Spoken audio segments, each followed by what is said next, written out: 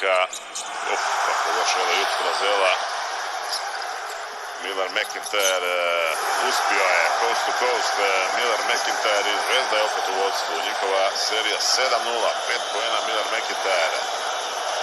Još dosta do kraja. Skoro opet ruše Kobo. Opet ide u svoj dribling. Crossover jedan pa drugi. Lopta kroz noge, ali da je izgubio ritam. Dialo za tricu. Dialo. Kako teška trica. Kalinić prema Petruševu, Petrušev iz okreta, faul, koš, Teri Karpej.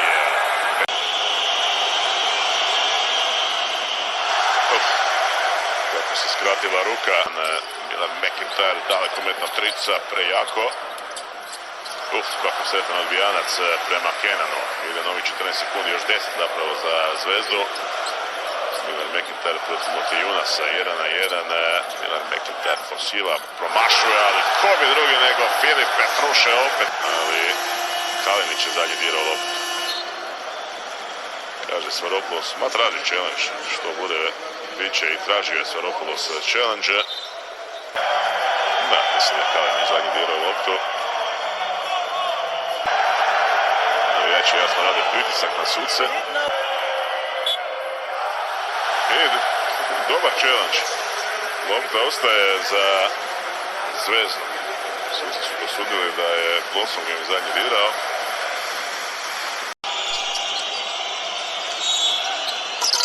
Još jedan faul, ali u napadu ovoga puta Mike James.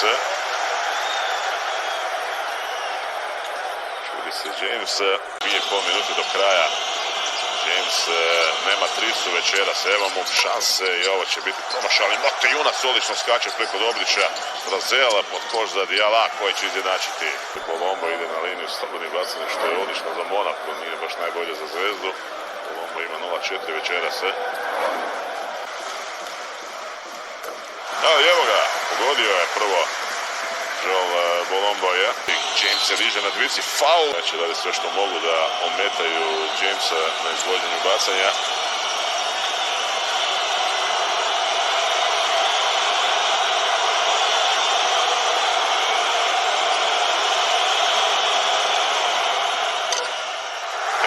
Uspjela je. Istek je i mora šutirati, nema faula.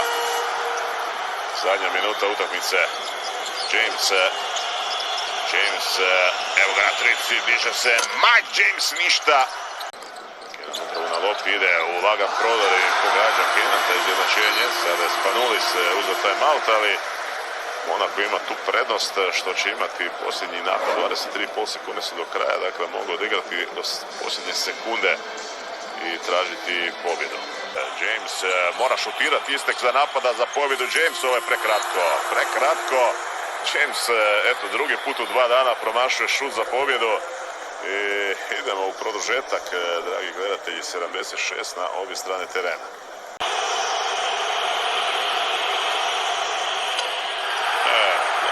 Njemu se ruka trese. Kenan, evo ga na trici, Kenan promašuje, ali je fauliran. Fauliran je na trici, a Isaiah Kenan. Kako je ovo sada velika prilika za Zvezdu. Potencijalnih 7 razlike. To je Kenan isprovocirao. To viđamo često od njega. Sada su suci svirali faul, vidjeli nešto ključno u tom kontaktu. Kažu suci da je prema kriteriju ovo nesportski faul.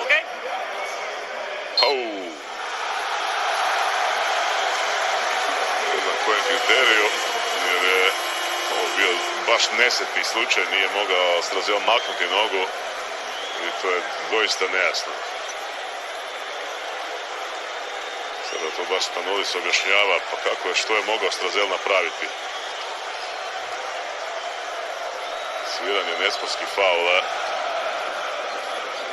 Sada ogromna šansa za Zvezdu, sve u svojim rukama ima Kenan. 3 slobodna bacanja, još će biti lopta sa strane.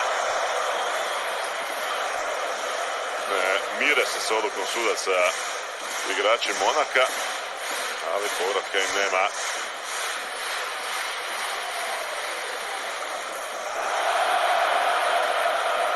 Poen po poene, pogađa Isaiah Kenana.